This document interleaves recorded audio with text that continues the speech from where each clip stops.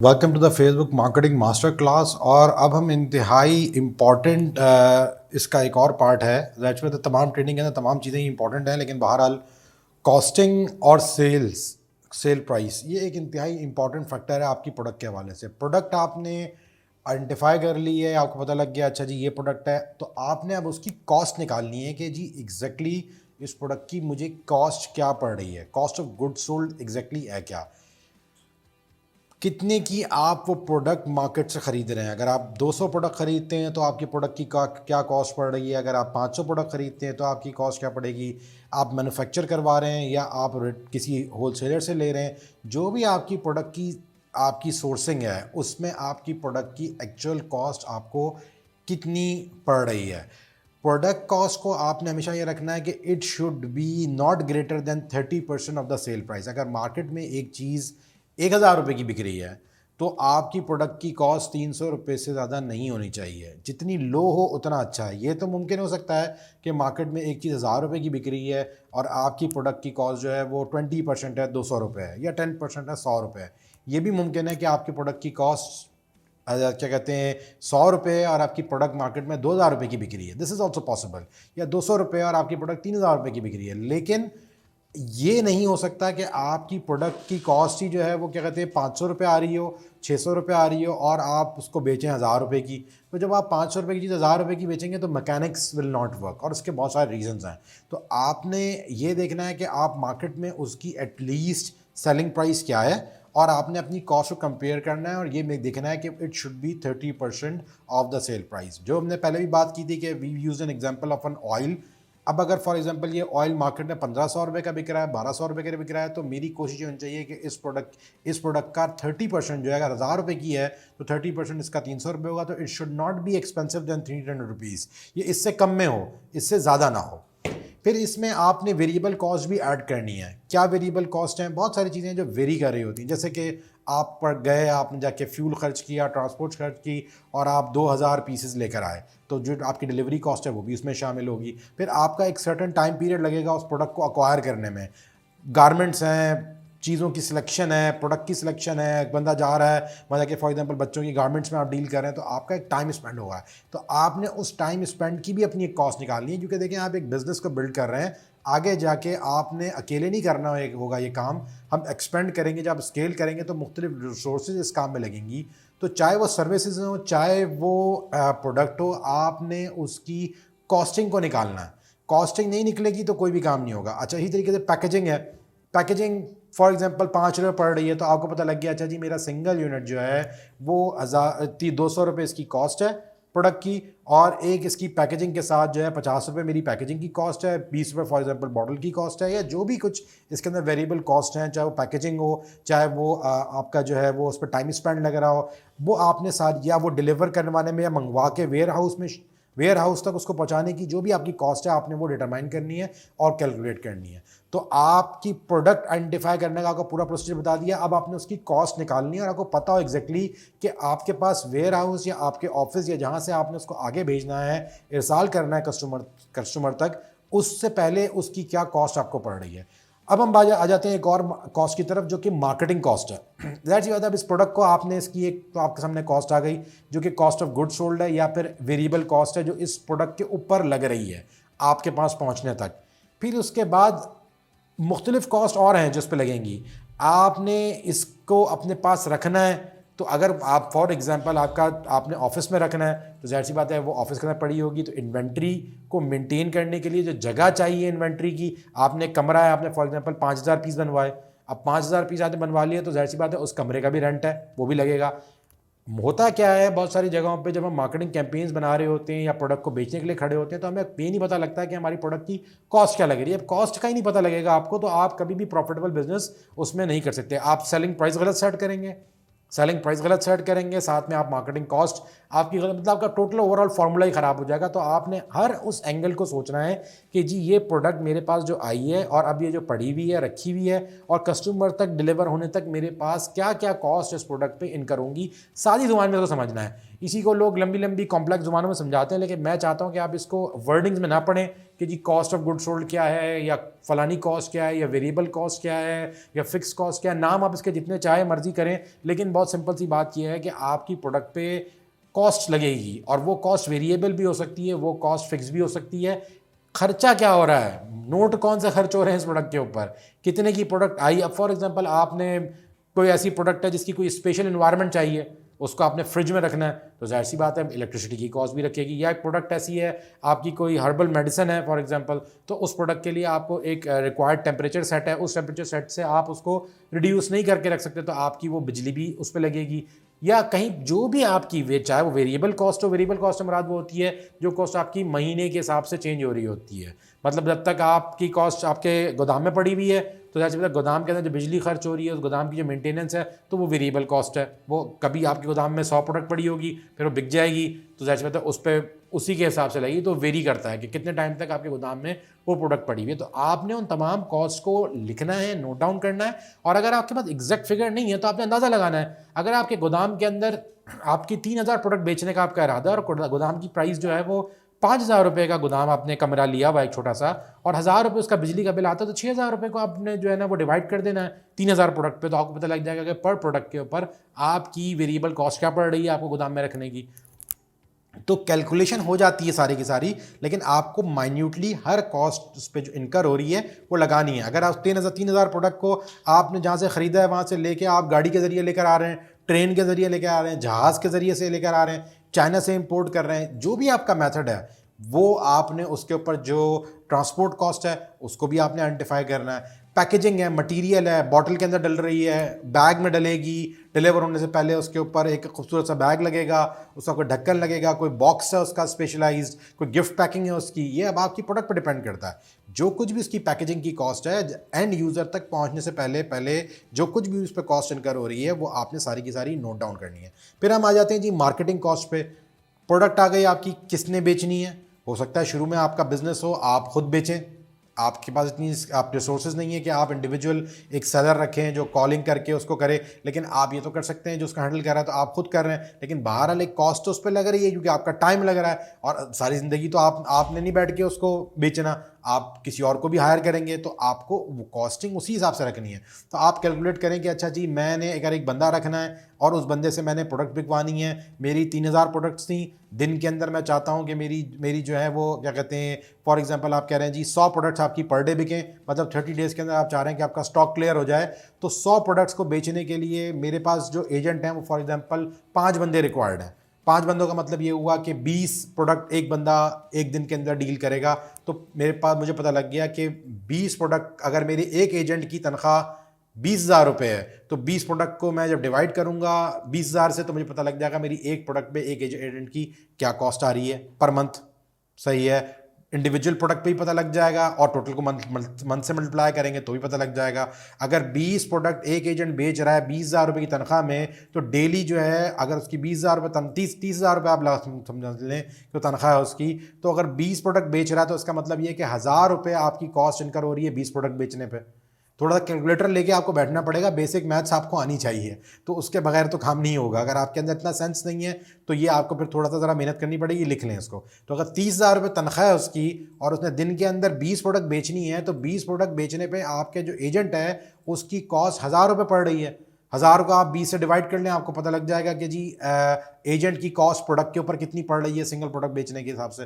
तो आपको कॉस्टिंग निकालनी है। एजेंट की कॉस्ट, कॉलिंग कॉस्ट आपको पता है, अच्छा जी मेरे पास अगर एजेंट बैठा हुआ है तो वो जब कॉल करेगा कम से कम 5 मिनट गुफ्तगू करेगा सेलर से बात करने में। हो सकता है 100 कस्टमर आए, 100 में से 70 लोग लें, 30 लोग ना लें, तो जो 70 लोग लेंगे सही है उनसे बात करनी पड़ेगी 5 मिनट।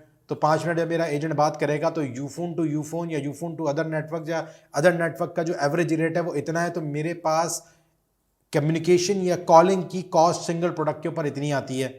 ठीक है, तो आपको कॉस्टिंग निकालनी पड़ेगी। कॉस्टिंग निकाले बगैर कोई भी चीज़ नहीं होगी। ऑपरेटिंग कॉस्ट है, बंदे रखे हुए, कोई बंदा रखना है आपने जो हैंडल कर रहा होगा डिलीवरी को, डिलीवरी वाले को ले आके देगा, टीसीएस वाले को देगा, कौन बंदा होगा वो, तो आपने डिलीवरी कॉस्ट को भी सामने रखना है, ऑपरेटिंग कॉस्ट को भी रखना है कि जी कौन बंदा लेके जाएगा सामान आपका, या आपके जो बाकी सारे एक्सपेंडिचर्स हैं मुख्तलिफ किस्म के, चाय आपने देनी है, अपने एजेंट्स को पिलानी है, जितनी भी कॉस्टिंग है वो आप बैठ के नोट करेंगे कि जी ठीक है आपकी ये प्रोडक्ट है, आपने महीने के अंदर जो है ये प्रोडक्ट बेचनी है, इतनी बेचनी है, एक अंदाज़ा लगाना है और आपने रिवर्स कैलकुलेशन भी करनी है। तो कॉस्ट निकालनी है आपने हर किस्म की जो उस प्रोडक्ट के ऊपर आ सकती है और उसको नोट करना है एक अंदाजे के मुताबिक। और कभी कभार आपके अंदाजे होते हैं, मतलब बहुत सारी कॉस्ट आपको निकालने के लिए क्या करना पड़ेगा, एक अंदाज़ा निकालना पड़ेगा कि जी महीने में मैंने 3000 प्रोडक्ट बेचनी है, महीने में मैंने 2000 प्रोडक्ट बेचनी है। आपको एग्जैक्ट फिगर कैलकुलेशंस के बाद समझ में आएगा, ऐसा नहीं होगा कि फ़ौरन समझ में आ जाए। तो कॉस्ट आपके सामने आ जाएगी। अच्छा, फिर इसमें कस्टमर को लाने की, जैसे होता है प्लेटफॉर्म यूज़ कर रहे हैं फेसबुक का, एक कॉस्ट पर एक्विजिशन भी होगी। हम उसको आगे भी बात करेंगे कि कॉस्ट पर लीड और कॉस्ट पर एक्विजिशन क्या है, लेकिन बहरहाल कस्टमर को लाने की भी एक कॉस्ट है।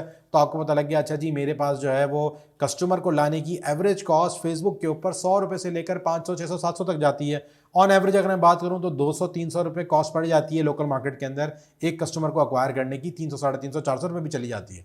तो ये सारी की सारी कॉस्ट आपको नोट डाउन करनी है और समझनी है कि जी क्या कॉस्ट है। ठीक है जी, आगे हम मूव करते हैं स्लाइड के ऊपर। सेल्स प्राइस कॉस्टिंग आपने निकाल ली, आपको पता लग गया मेरी प्रोडक्ट की कॉस्ट क्या है। अब सवाल ये पैदा होता है कि मैं जी बेचूं कितने में। तो बहरहाल बात दरअसल ये है कि देखें जी, ये आपकी प्रोडक्ट की कॉस्ट जो है वो सारी कॉस्ट निकालने के बाद जो पहला मुद्दा है वो बहुत सिंपल सा है।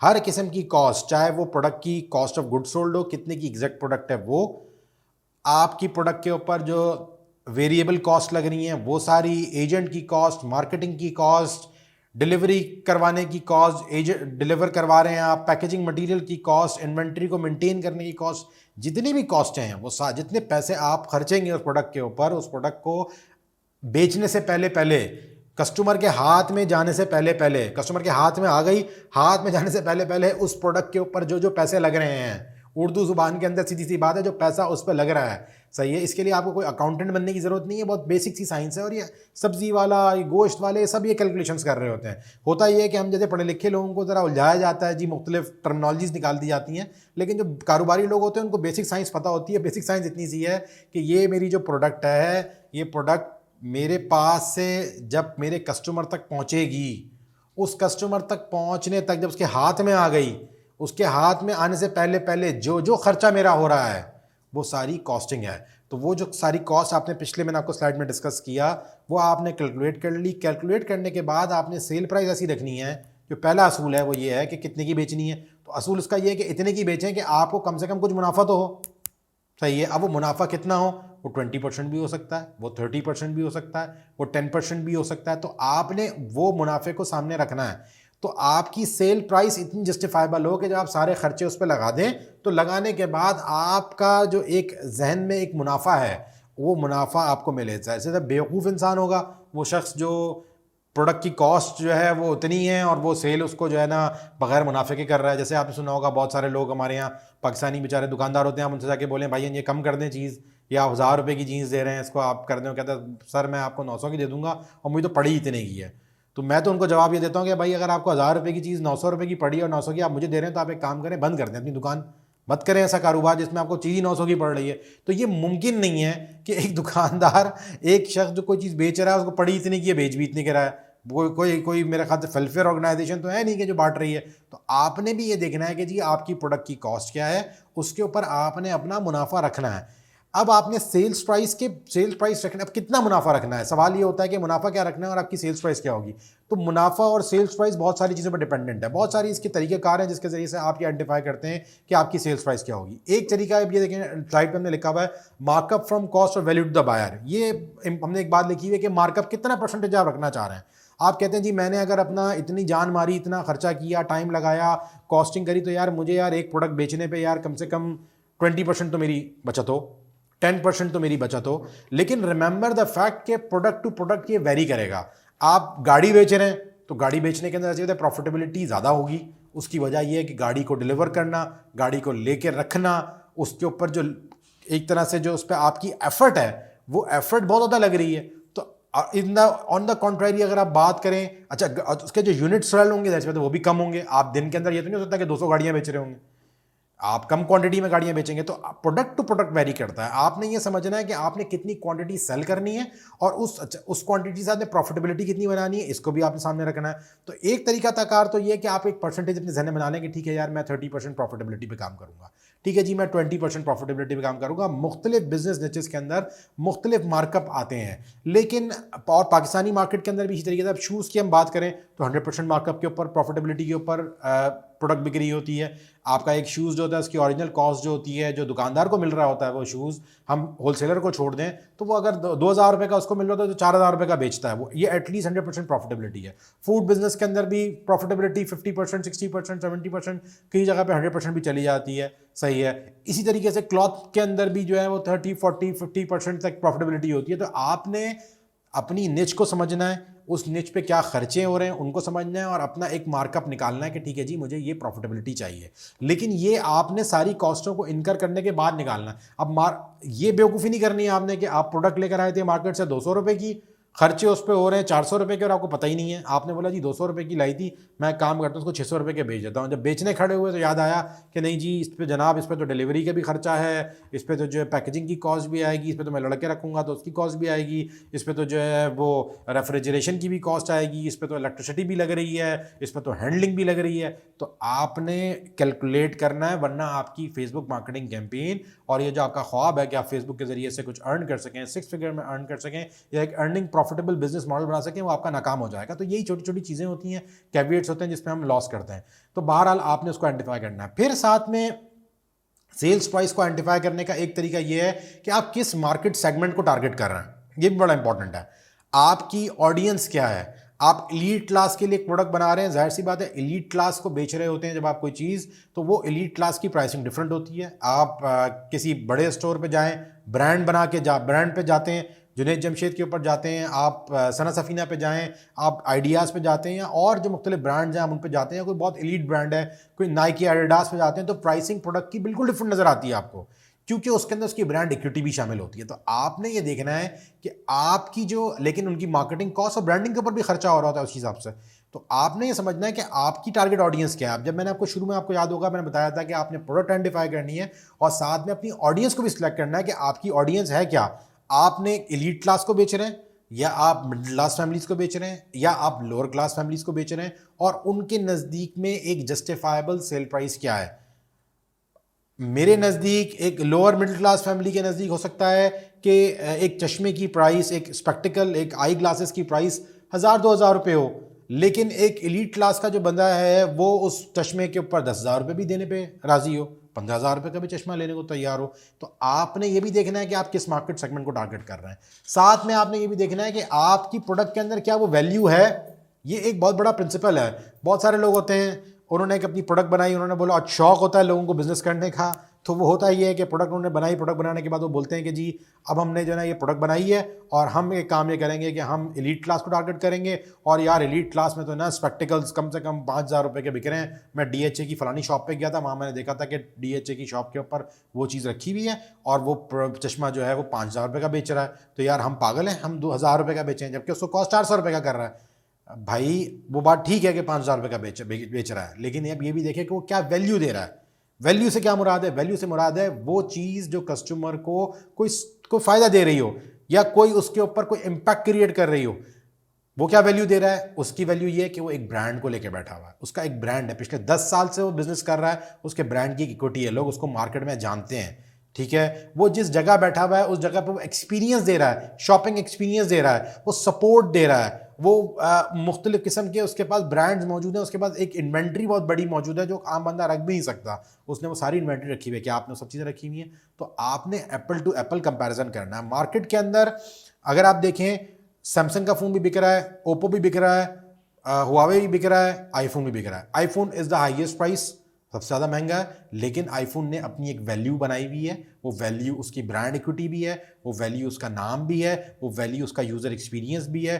डब्बे को खोलने से लेकर उसकी मार्केटिंग, उसका मार्केट में जो एक ब्रांड इमेज है, वो सब का सब कंट्रीब्यूट करता है उस वैल्यू के अंदर जो वो अपने कस्टमर को दे रहा होता है। तो आपने ये देखना है कि क्या आप जो वैल्यू दे रहे हैं वो जस्टिफाई करती है आपकी प्राइस को। ठीक है, मार्केट में ये जो ऑयल है फॉर एग्जाम्पल 10,000 रुपये का ही बिक रहा होगा, कोई डाउट नहीं है, लेकिन यू कांट गो, आप नहीं जा सकते कि आप भी आज ये ऑयल लॉन्च करें और आप 10,000 रुपये का बेचना शुरू कर दें। मना नहीं है, बेच सकते हैं आप, आपको 500 रुपये की कॉस्ट पड़ी, आप 10,000 रुपये का ही बेच सकते हैं, लेकिन आपको उससे रिलेटेड जो वैल्यू है वो आइडेंटिफाई करनी पड़ेगी, वो वैल्यू इसके अंदर इनपुट करनी पड़ेगी और अपनी टारगेट ऑडियंस सिलेक्टिव रखनी पड़ेगी। अगर आपने अपनी टारगेट ऑडियंस जो एलीट क्लास है उसके हिसाब से जो वैल्यू उनके दिमाग में इस प्रोडक्ट के हिसाब से है वो अगर आपने प्रोवाइड कर दी, क्या वैल्यू है, फॉर एग्जांपल वो चाहते हैं कि एक बहुत फैंसी किस्म का बॉक्स हो, उसके ऊपर एक इंतहाई क्वालिटी का कंटेंट लिखा हुआ हो, उसकी पैकेजिंग इंतहाई एलीट हो, उसका जो सेल्स का पर्सन हो वो इंतहाई एजुकेटेड हो जो बात कर रहा हो, वो उनकी कोई शॉप कोई आउटलेट हो, उनकी वेबसाइट जो है वो जब उस पर वो जाए तो वो बोले वाओ व्हाट अ एक्सपीरियंस। तो वो सारी की सारी चीज़ें आप उसमें बिल्ट इन करें, आप अपने कॉम्पिटिटर को स्टडी करें, स्टडी करके देखें कि अच्छा जी ये 5,000 रुपये की बेच रहा है तो ये क्या क्या वैल्यू डाल रहा है इसके अंदर, लोग क्यों खरीद रहे हैं इससे ये चीज़, कोई ना कोई तो रीज़न होगा ना जिसकी वजह से लोग खरीद रहे हैं। अब एप्पल अगर कोई बंदा परचेज करता है प्रोडक्ट तो ऐसा तो नहीं है कि विदाउट एनी रीज़न परचेज कर रहा है, सही है, उसके जहन में एक जस्टिफाइबल एक इमेज है, ब्रांड है एप्पल का, लोगों को पता है कि ठीक है जी हम एप्पल की प्रोडक्ट यूज़ करेंगे, हम एप्पल का फ़ोन यूज़ करेंगे, हम एप्पल का लैपटॉप यूज़ करेंगे तो हमारा भी एक ब्रांड इमेज डेवलप होगा।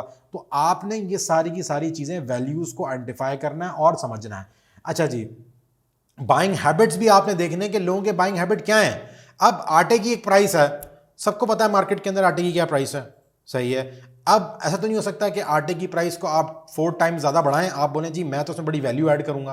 तो लोगों के बाइंग हैबिट्स भी होते हैं, मार्केट में एक चीज़ बिकी इतने की रही है, लोग खरीदते ही इतने की हैं, ट्रेंड ही यही है, तो आप उस ट्रेंड के अगेंस्ट नहीं जा सकते कि आप बोलें ठीक है जी मैं अपनी प्राइस प्रोडक्ट की सेल्स प्राइस में इतनी बढ़ा दूंगा क्योंकि मैं जो हूँ वो कोई ज़बरदस्त आदमी हूँ और मैं इसमें सारी वैल्यू डाल रहा हूँ। आप भले से कितनी भी वैल्यू डाल लें, आपका बायर का हैबिट ही नहीं है, बायर की आदत ही नहीं है। आम जो है पाकिस्तान के अंदर अगर 100-150 रुपये किलो बिकता है तो 100-150 रुपये किलो ही बिकेगा। कोई शख्स अगर खड़ा हो जाए बोले जी मैं 1,000 रुपये किलो आम बेचूंगा और उसकी मैंने पैकेजिंग बड़ी अच्छी बना दी है और मैंने उसके अंदर जो है ना सिलेक्टिव आम रखे हैं और मैंने उस आम को जो है ना किसी ज़बरदस्त किस्म की इंपॉर्टेंट मशीन से मैंने उसको धोया है, साफ़ किया है और मैंने जो बाग थे उसके अंदर बाग के अंदर बड़ी केयर की है और मैंने उसकी जितना भी कुछ कर ले, लेकिन 1,000-1,200 रुपये के अंदर आपको 1,500 रुपये किलो वाला आम पब्लिक उस पर हाथ नहीं रखेगी, क्योंकि पाकिस्तान के अंदर लोगों की हैबिट है कि अमीर से अमीर आदमी, गरीब से गरीब आदमी 100, 150, 200, 250 इससे ज़्यादा का आम, 300 इससे ज़्यादा का आम परचेज नहीं कर सकता।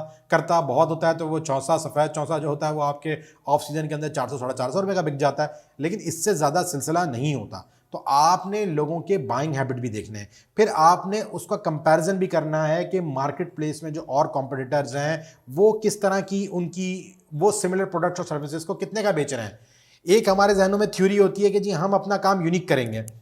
मैं इस चीज़ का बड़ा माज़रत के साथ, हो सकता है कि आप मेरे से इस बात पे इख्तिलाफ़ करें, लेकिन मैं इस चीज़ का इतना बड़ा शदाई नहीं हूँ। मैं कहता हूँ कि मार्केट को देखें, आप यूनिक काम करने के लिए आपको बहुत स्ट्रगल करनी पड़ती है। ऐसा नहीं है कि यूनिक काम नहीं होता, आप अपनी क्रिएटिविटी को सामने रख के, आप अपनी यूनिकनेस को सामने रख के बहुत कुछ कर लेते हैं, लेकिन आप ये देखें कि आपकी मार्केट सेगमेंट के अंदर कंपटीशन क्या कर रहा है। और सबसे सेफ बिजनेस मॉडल वो होता है जब आपको पता होता है कि यार ये मेरा हेयर ऑयल है, ये मार्केट में ऑलरेडी 1,500 रुपये का बिक रहा है, मैं इसको 1,400 में बेच सकता हूं, मैं इसको 1,300 में बेच सकता हूं, मैं इसको इवन 1,500 में बेच सकता हूं। अगर ये 1,500 में बिक रहा है ऑयल और मेरा कॉम्पिटिटर मौजूद है, मेरे कंपैरिजन में सिमिलर प्रोडक्ट उसके इर्द गिर्द में करीब करीब में ये प्रोडक्ट इस तरह की 1,500 की बिक रही है, तो there is a lot of chances कि मैं भी इसको 1,500 की बेच सकता हूं। 1,500 की नहीं तो मैं 1,400 में बेच दूंगा, थोड़ी प्राइस कम कर लूंगा, 1,300 में बेच दूंगा, लेकिन और मैं 1,600 में बेच दूंगा, 1,700 में बेच दूंगा, 1,800 में बेच दूंगा, क्योंकि 1,500 रुपये की ऑलरेडी मार्केट में बिक रही है, मैंने बहुत वैल्यू ऐड की है, कस्टमर चाहता है, कस्टमर की नीड है। आपकी मार्केट के हवाले से जो रिसर्च थी प्रोडक्ट की, उसमें आपको ये एहसास हुआ है कि नहीं जी प्रोडक्ट में कुछ एडिशन चाहते थे, आपने वो प्रोवाइड किया है। कस्टमर कोई वैल्यू चाहता था जो कंपटीशन नहीं दे रहा, आपने वो वैल्यू पुट इन की है, लेकिन इट शुड बी, उसकी कोई जस्टिफिकेशन हो, उसका कोई कंपटीशन हो, वो प्रोडक्ट कहीं मार्केट में बिक रही हो। तो हवा के अंदर अगर आप चीज़ लेकर आएंगे, इम्पॉसिबल नहीं है, पॉसिबल है। आप कोई इजाद ले आते हैं अपनी नई किस्म की और आप उसको बेचना शुरू कर देंगे, रिस्की फैक्टर होता है। तो अगर आप रिस्क नहीं लेना चाहते, आप चाहते हैं कि आपकी प्रोडक्ट अच्छी तरीके से हो, तो आपने ये देखना है कि वो मार्केट में कंपटीशन के अंदर उसका क्या सूरत हाल है। फिर इसमें एक और बात होती है हमारे जहनों में कि चीप, कि प्रोडक्ट अगर मार्केट में 2,000 रुपये की बिक रही है ऑलरेडी, तो यार मैं काम करता हूँ, मैं इसको 1,000 रुपये की बेच देता हूँ। मार्केट में 1,000 रुपये की बेचूंगा तो लोग बोलेंगे बड़े सस्ते पैसों में बिक रही है, तो लोग खरीदेंगे धड़ाधड़। ये अप्रोच भी ठीक नहीं है। Cheap is not always better. आपने चीप को सामने नहीं रखना, ये नहीं देखना कि मैंने जी सस्ता कर देना तो मेरी प्रोडक्ट ज़्यादा बिकना शुरू हो जाएगी। ठीक है, ये एक फैक्टर है। हाँ, अगर आपके जहन में ये फैक्टर है कि मैं चाहता हूँ कि ज़्यादा से ज़्यादा लोग मेरी ये प्रोडक्ट खरीदें, ठीक है, आप उसको सामने रख के मद्देनजर रख के अगर प्राइस थोड़ी डाउन लेकर आ रहे हैं, इट मेक सेंस। लेकिन सोलली इस बात पे डिपेंड करना कि यार मेरी प्रोडक्ट तो बड़ी सस्ती है तो इसलिए मैं, अब मार्केट में बहुत सारे ऐसे वाकयात हमारे सामने रोनुमा होते हैं। हमारी अपनी एग्जिस्टिंग मार्केट के अंदर बहुत सारी गाड़ियां ऐसी लॉन्च हुई लोकल मार्केट के अंदर जिनकी प्रोडक्ट कॉस्ट सस्ती थी, लेकिन मार्केट में जो ऑलरेडी एग्जिस्टिंग कंपनीज थी उनकी प्रोडक्ट, सेम प्रोडक्ट उनकी बहुत महंगी बिक रही है, फिर भी लोग महंगी चीज़ ले रहे हैं क्योंकि मार्केट के अंदर लोगों के जहन में उस महंगी प्रोडक्ट की एक रिलायबिलिटी ऑलरेडी बिल्ट थी। तो वो रिलायबिलिटी डिस्टर्ब नहीं हुई किसी नए प्रोडक्ट के सस्ते होने से। तो सस्ता होना अच्छी चीज़ है, प्राइस सेंसिटिव मार्केट है, लोगों को प्राइस कम में चाहिए, गो फॉर इट, आप प्राइस कम करें, लेकिन आपकी सेल प्राइस रखने की justification should not be cheapness. आपने चीप नहीं करना, आपने चीपनेस को सामने रख के नहीं करना। हाँ, आप कर सकते हैं, लो प्राइस के अंदर आपकी प्रॉफिटेबिलिटी बन रही है, आपकी प्रोडक्ट की कॉस्टिंग आ रही है, आप लोगों को फायदा पहुंचाना चाह रहे हैं, आप उसकी प्राइस लो करें, नो प्रॉब्लम। लेकिन मेंटालिटी या आपका एटीट्यूड ये नहीं होना चाहिए कि यार मैंने चीज़ को सस्ती ही बेचना है। अगर चीज़ महंगी बिक सकती है और चीज़ के अंदर वो पोटेंशियल है, वो वैल्यू है, तो आपने उस पर मेहनत करी है, आपने उस पर एफर्ट लगाई है, तो आप उस पर अपना मुनासिब जायज़ पैसा दें। और प्राइसिंग के हवाले से मैं ये कहूँगा कि मियाना रवि इज़ द बेस्ट पॉलिसी। आप ना तो इतने हैफ्टी अमाउंट रखें कि जो आप उसकी जस्टिफिकेशन ना कर पाएँ, उसके हवाले से वो वैल्यू ना ऐड कर पाएँ, और ना इतनी कम प्राइस रखें कि आप उसको बाद में आपके अपने खर्चे पूरे ना हो रहे हों। तो एक मियाना रवि को सामने रखते हुए एक हम फैसला करें, ये सबसे बेस्ट अप्रोच है। तो ये सेल प्राइस के हवाले से है। नेक्स्ट हम बात करेंगे अगले टॉपिक पे, देखेंगे कोई एग्जाम्पल को और फिर उसको हम आगे लेके चलेंगे। बहुत बहुत शुक्रिया, थैंक्स फॉर वॉचिंग, और नेक्स्ट वीडियो पे हम आगे कंटिन्यू करते हैं। अस्सलाम वालेकुम।